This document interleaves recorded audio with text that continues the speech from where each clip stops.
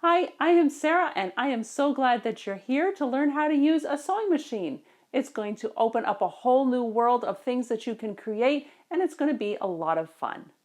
I'm sure you've noticed that not all sewing machines look the same. They have different features, they have different bells and whistles, the knobs are in different places. So how can one course teach about all different kinds of sewing machines?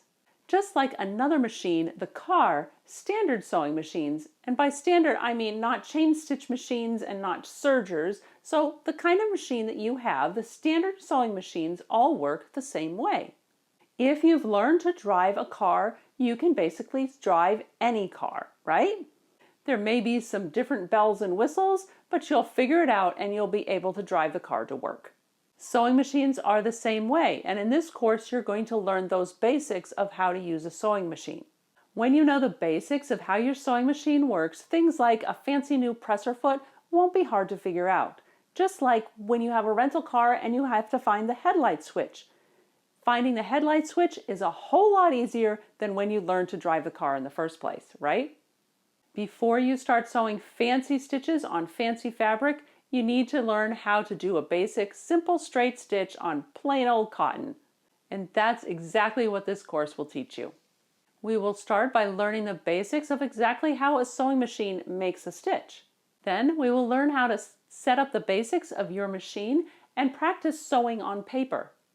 By practicing on paper, you'll be able to get the feel of the foot pedal without the hassle of threading and learn how to sew in a straight line. We're also going to go over some basic safety tips so you don't end up sewing your finger.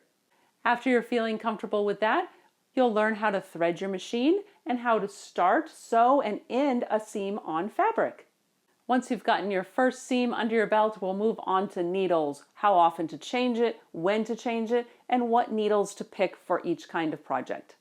Then we'll move on to presser feet. And if you don't know what a presser foot is, don't worry, you'll learn what it is, why there are different ones, when to use them, and more importantly, how to change them on your machine.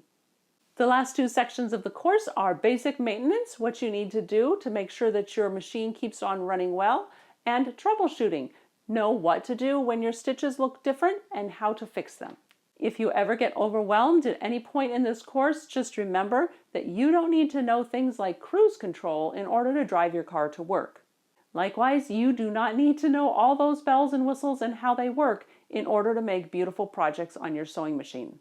I am always available by email to answer questions. Let's get started.